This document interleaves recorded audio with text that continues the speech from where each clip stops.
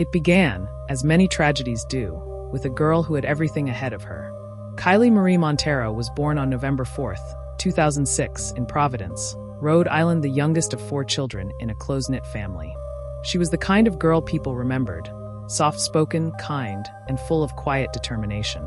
Her friends described her as a light, someone who never wanted to see anyone hurting. Growing up in Burrillville, Rhode Island, Kylee's life was simple but happy until everything changed in 2019. That year, her mother passed away unexpectedly. The loss shook the family to its core. Kylee, only 12 at the time, withdrew for a while. Her siblings said she was never quite the same after that. But she also became stronger and more independent.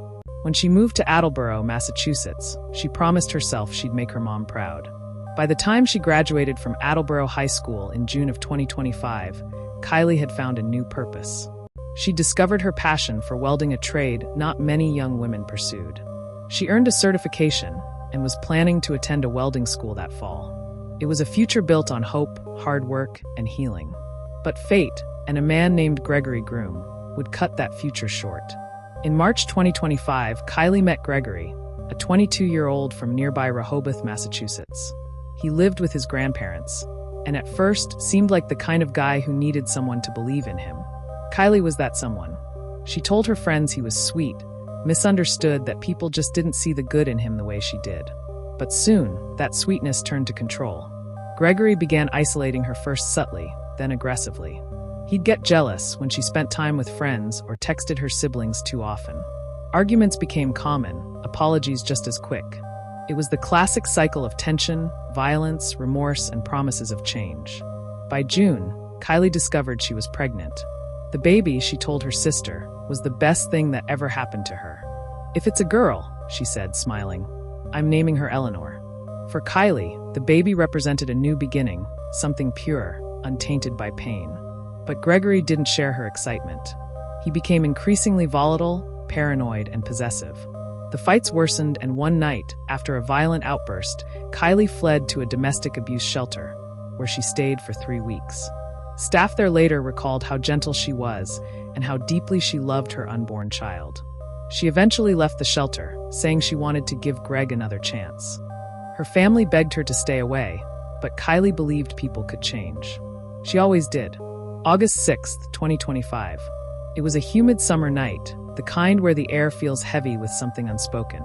Kylee called a rideshare just after 9 p.m. She told the driver she was heading to Rehoboth, to Gregory's house.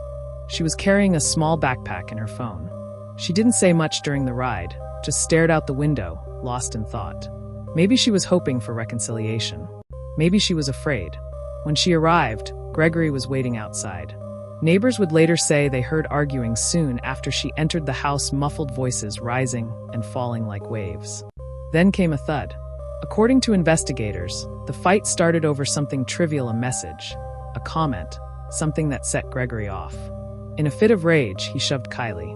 She fell backward, striking her head on the corner of a table. Dazed and terrified, she reached for her phone. He slapped it from her hands.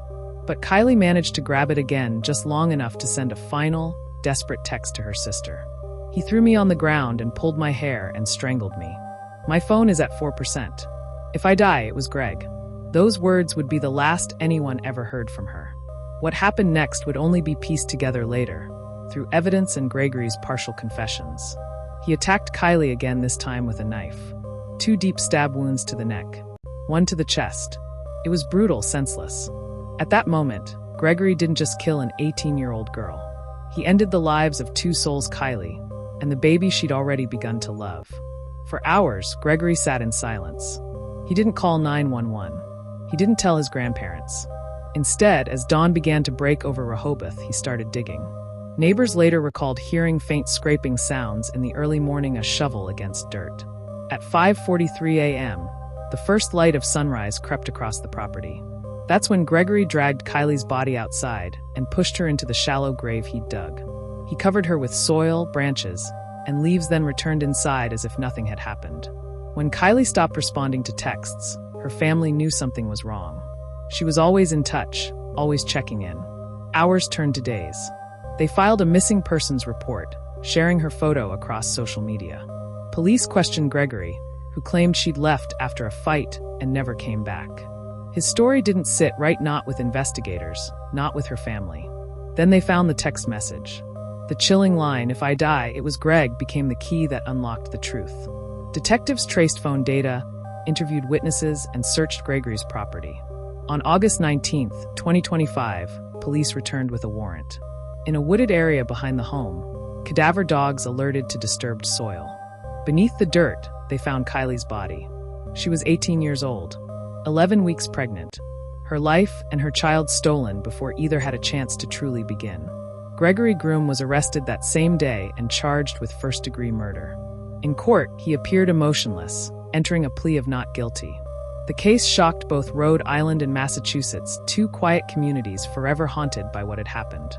For Kylie's family, the grief was indescribable. They had lost not only a daughter and sister, but the baby she had dreamed of, Eleanor, the name she never got to say out loud.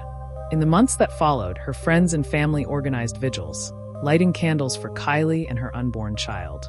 They spoke of her laughter, her kindness, and her dreams of welding, how she wanted to build beautiful things with her hands. Now, she is gone because of someone who could only destroy. In the end, the story of Kylee Marie Monteiro isn't just a tale of violence, it's a warning. A reminder of how love can become control, and how control can become deadly. Kylie's last words, that final message to her sister, stand as both a cry for help and a testament to her strength. Even in her final moments, she fought to tell the truth. She made sure her voice would be heard. And now it is.